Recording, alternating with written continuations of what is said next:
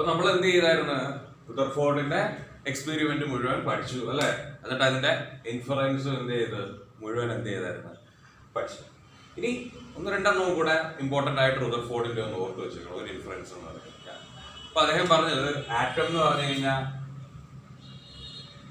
Size എന്ന് വെച്ച് കഴിഞ്ഞാൽ എന്തായിരിക്കും അറിയാം? വളരെ ചെറുതായിരിക്കും. 10⁻⁻10 മീറ്ററിന്റെ സൈസ് ആയിരിക്കും ആറ്റം. അദ്ദേഹം എന്ത് ചെയ്ത് വലിയ ഈ എക്സ്പെരിമെന്റ് എന്ത് ചെയ്ത് ഒന്നും കൂടെ ഡീപ്പായിട്ട് സ്റ്റഡി ചെയ്തപ്പോൾ അദ്ദേഹത്തിന് എന്ത് ചെയ്ത് കിട്ടി.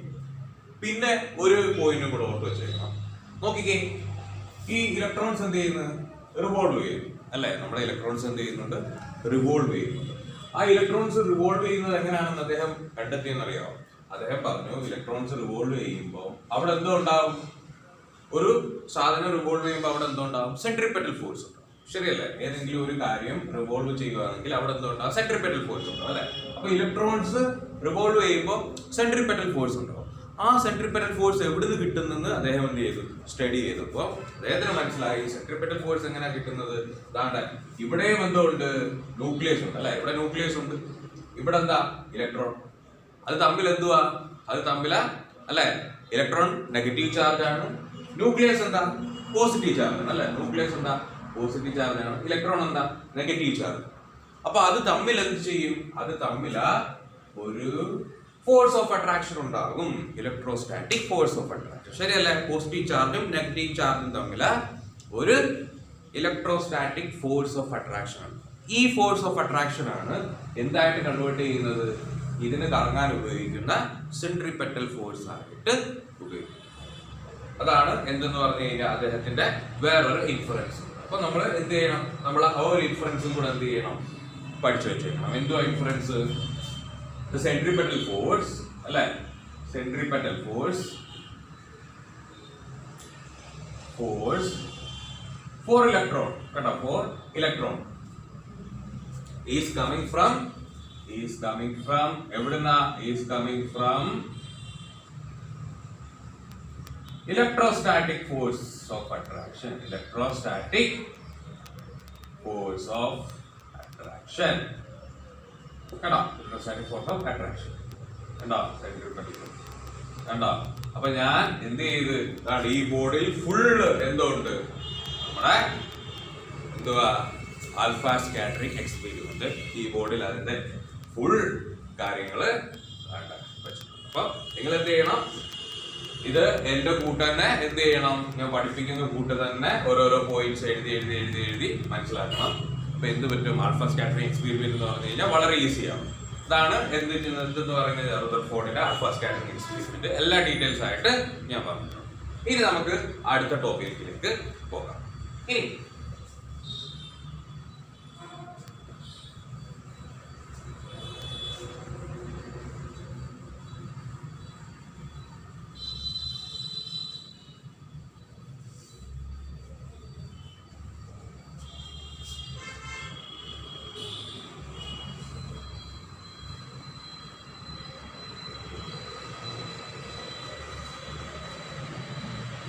ഇനി നമുക്ക് എന്ത് ചെയ്യാം?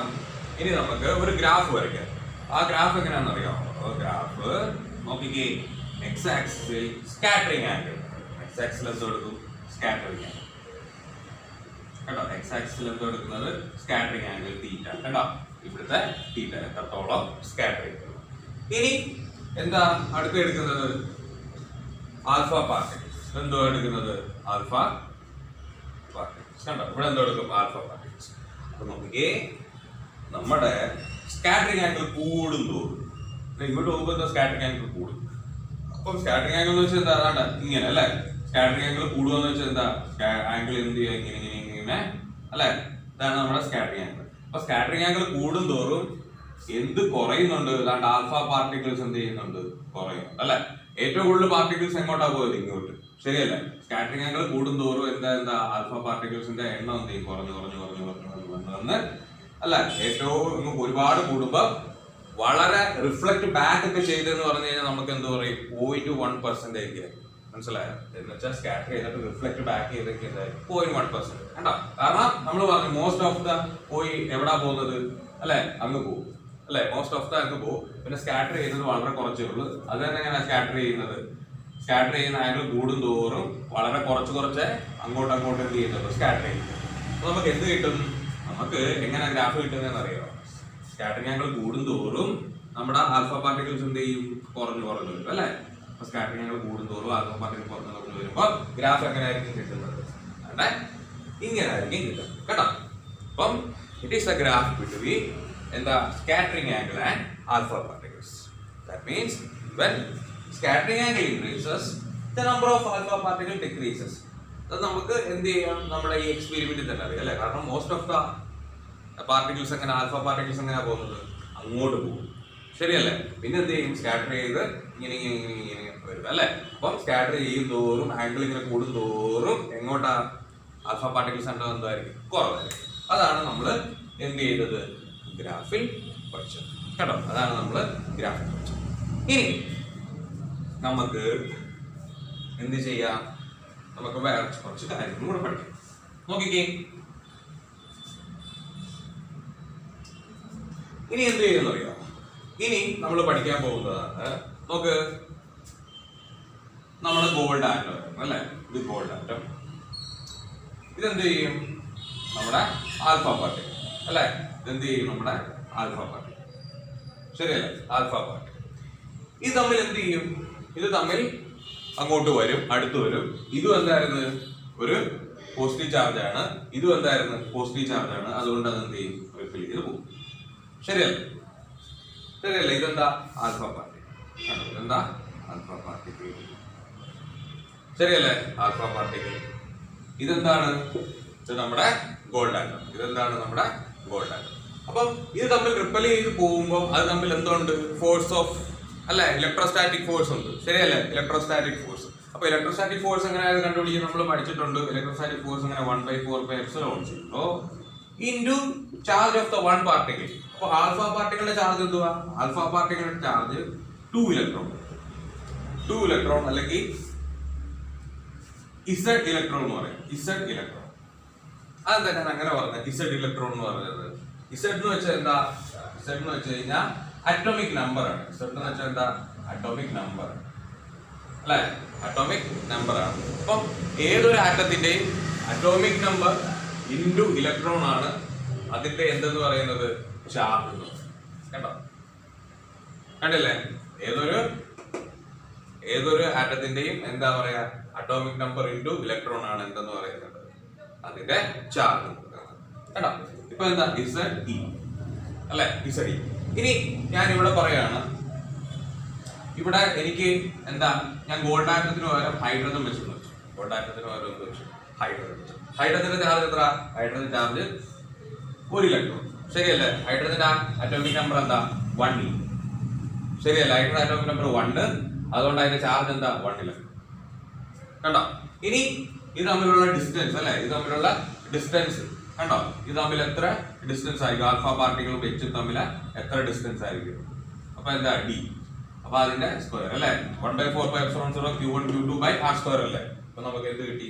ഫോഴ്സ് ബിറ്റ്വീൻ കണ്ടോ ആൽഫ പാർട്ടിക്കിൾ. ഇവിടെ ഞാൻ എന്തെടുത്തില്ല?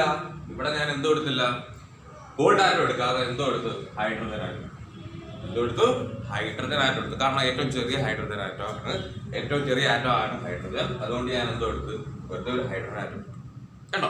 അപ്പോഴും എന്ത് പറ്റി? ഇത് റിപ്പൽ ചെയ്ത് പോയി. ആൽഫ പാർട്ടിക്കിൾ എന്ത് ചെയ്ത്? റിപ്പൽ ചെയ്ത് പോയി. കണ്ടോ? ചെറുതായിട്ട് എന്ത് ചെയ്ത്? റിപ്പൽ ചെയ്ത് പോയി. അപ്പോൾ ഉണ്ടാകുന്ന ഫോഴ്സ് എത്രയാണെന്ന് ചോദിച്ചപ്പോൾ ഞാൻ ഫോഴ്സ് is equal to 1/4πε0 എന്തായിരിക്കും? ZE/d². അപ്പൊ നമുക്ക് എന്ത് പറയാം? 1/4πε0 ഇതെന്തായിരിക്കും? ZE²/d². കണ്ടോ? ZE²/d². കണ്ടില്ലേ? ഇനി നമുക്ക് വേറൊരു കാര്യം പഠിക്കാം. നോക്കിക്കേ,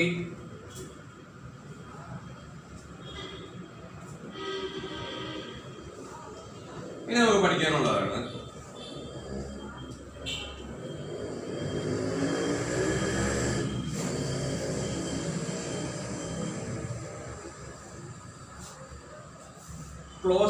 closest approach. കണ്ടോ? Closest approach. ഇതെന്താണ് നമുക്ക് എന്ത് ചെയ്യാം? Closest approach. What is mean by closest approach? അപ്പൊ നോക്കിക്കേ, ഇവിടെ ഒരു വലിയ ആറ്റം ഉണ്ടായിരുന്നു.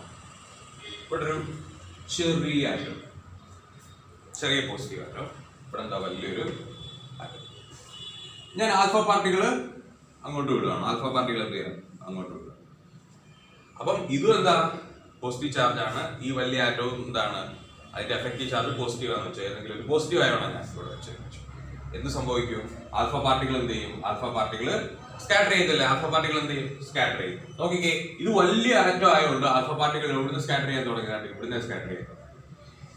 ഇത് നോക്കിക്കേ, ഇത് എന്തുവാ? ഇത് ചെറിയ ആറ്റം ആയതുകൊണ്ട് ഇത് വളരെ അടുത്തടുത്ത് വന്നിട്ടാണ് എന്ത് ചെയ്ത് സ്കാറ്റർ ചെയ്യുന്നത്. കണ്ടോ? വളരെ അടുത്തടുത്ത് വന്നിട്ടാണ് എന്ത് ചെയ്ത് സ്കാറ്റർ ചെയ്യുന്നത്. അപ്പം ദാണ്ട കണ്ടില്ലേ? അപ്പം എത്ര ദൂരമാണ് എന്ത് ചെയ്തത്? ഇത് സ്കാറ്റർ ചെയ്യാൻ എടുത്തത്. കണ്ടോ? കണ്ടില്ല? സ്കാറ്റർ ചെയ്യാൻ അല്ലെങ്കിൽ റിഫ്ലക്ട് ബാക്ക് ചെയ്യാൻ ഒക്കെ എടുത്തത് എത്ര ദൂരമാണോ ആ ദൂരത്തിനെയാണ് നമ്മൾ എന്തെന്ന് പറയുന്നത്? Closest approach. കണ്ടോ? ക്ലോസസ്റ്റ് അപ്രോച്ച് എന്ന് വെച്ചാൽ എന്താ? ഒരു ആൽഫ പാർട്ടിക്കിൾ ഇങ്ങനെ വരുന്നു. ആ ആൽഫ പാർട്ടിക്കിൾ സ്കാറ്റർ ചെയ്യാൻ മിനിമം നമ്മുടെ ഈ ആറ്റത്തിൽ നിന്ന് എത്ര ഡിസ്റ്റൻസ് എടുക്കുമോ അതിനെയാണ് നമ്മൾ എന്തെന്ന് പറയുന്നത്? Closest approach. കേട്ടോ? ക്ലോസസ്റ്റ് അപ്രോച്ച് എന്ന് വെച്ചാൽ എന്താ?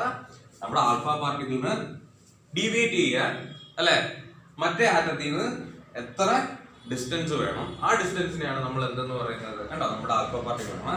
കണ്ടോ? ഈ വലിയ ആറ്റം ആകുമ്പോൾ അല്ലെ വലിയ ചാർജ് ആകുമ്പോൾ എന്തായിരിക്കും? അതിന്റെ എഫക്റ്റ് വലുതായിരിക്കും. അപ്പം ഇവിടുന്ന് എന്ത് ചെയ്യുമോ നിങ്ങൾ സ്കാറ്റർ ചെയ്യാൻ തുടങ്ങും. അപ്പൊ എത്ര ഡിസ്റ്റൻസ് അകലമാണോ അതെന്ത് ചെയ്യുന്നത്? സ്കാറ്റർ ചെയ്യാൻ തുടങ്ങുന്നത്. അതിനെയാണ് നമ്മൾ എന്തെന്ന് പറയുന്നത്? Distance closest approach. ഓക്കെ അല്ലേ? ഏത് ഡിസ്റ്റൻസിലാണോ അത് സ്കാറ്റർ ചെയ്യാൻ തുടങ്ങുന്നത് അതിനെയാണ് നമ്മൾ എന്തെന്ന് പറയുന്നത്? Distance of closest approach. ഇനി നമുക്ക് നോക്കാം. ഇനി നോക്കിക്കേ, ഇനി നമുക്ക് ഇതിന്റെ എന്ത് കണ്ടുപിടിക്കാം? ഇക്വേഷൻ ഉണ്ട്. ഇക്വേഷൻ എന്തായിരിക്കും? നമുക്ക് അറിയാവുന്നതാണ്. നോക്കിക്കേ, ഈ ഒരു സ്പെഷ്യൽ കേസ് ഇവിടെ ഹൈഡ്രജൻ ആറ്റം ആണ് ഞാൻ ഇവിടെ എന്താ ഹൈഡ്രജൻ ആറ്റം. എങ്കിൽ നമുക്കറിയാം ഇത് തമ്മിലുള്ള ഫോഴ്സ് എന്തായിരിക്കും? ഇത് തമ്മിലുള്ള ഫോഴ്സ് നമ്മൾ കണ്ടുപിടിച്ചല്ലേ? 1/4πε0 ഇൻറ്റു എന്തായിരിക്കും? 1/4πε0 ഇൻറ്റു Z(E²/d²). ശരിയല്ലേ? ഇത് തമ്മിലുള്ള ഫോഴ്സ് ഇവിടെ എത്തുന്നു അല്ലെ? ഇവിടെ എത്തുമ്പോൾ ഫോഴ്സ്. ഇനി ഇവിടെ എത്തുമ്പോൾ എന്ത് പറ്റുമെന്ന് അറിയാം? ഇവിടെ എത്തുമ്പോ ഇവിടെ നല്ലോണം ഓടിക്കൊണ്ട് വന്നതല്ലേ? ശരിയല്ലേ? ഇതെന്തുവാ? ശരിക്കും ആൽഫ പാർട്ടികൾ എന്താ കണ്ടോ ഇങ്ങനെ ഓടിക്കൊണ്ട് വരുമായിരുന്നു. എന്ന് വെച്ച് കഴിഞ്ഞാൽ അത് എന്തോ ഉണ്ടായിരുന്നു? കൈനറ്റിക് എനർജി ഉണ്ടായിരുന്നു. അതിന് എന്തോ ഉണ്ടായിരുന്നു? കൈനറ്റിക് എനർജി ഉണ്ടായിരുന്നു. ആ കൈനറ്റിക് എനർജിയാണ് എന്തായിട്ട് കൺവേർട്ട് ചെയ്തത്? ഈ ഫോഴ്സ് ഓഫ് അട്രാക്ഷൻ ആയിട്ട് അല്ലെങ്കിൽ ഫോഴ്സ് ഓഫ് റിപ്പൽഷൻ ആയിട്ട് എന്ത് ചെയ്തത്? കൺവേർട്ട് ചെയ്തത്. അല്ലെങ്കിൽ ഇലക്ട്രോസ്റ്റാറ്റിക് ഫോഴ്സ് ഓഫ് അട്രാക്ഷൻ ആയിട്ട് കൺവേർട്ട് ചെയ്തത്. കണ്ടോ? ഈ കൈനറ്റിക് എനർജി എന്തായി മാറി? ഇവിടെ വന്നപ്പോൾ ഇത് ഇത്രയും കൈനറ്റിക് എനർജി വരുമായിരുന്നു, പിന്നെ അത് റിപ്പൽ ചെയ്ത് പോയി. കാരണം എന്താ? ഈ കൈനറ്റിക് എനർജി എന്തോ ആയിട്ട് മാറി? നമ്മുടെ ഇലക്ട്രോസ്റ്റാറ്റിക് ഫോഴ്സ് ഓഫ് അട്രാക്ഷൻ ആയിട്ട് എന്ത് ചെയ്തു? കണ്ടല്ലേ? ഇനി ഇവിടുന്ന് നമ്മുടെ ഡി ആണല്ലോ എന്തെന്ന് പറയുന്നത്? നമ്മുടെ ക്ലോസസ്റ്റ് അപ്രോച്ച് എന്ന് വെച്ച് കഴിഞ്ഞാൽ അല്ലെ? ഡി അല്ലേ? അപ്പൊ നമുക്ക് അവിടെ നിന്ന് എന്ത് ചെയ്യാം? ഡിയുടെ വാല്യൂ കണ്ടുപിടിക്കാമല്ലോ. ശരിയല്ലേ? ഡിയുടെ വാല്യൂ എങ്ങനെ?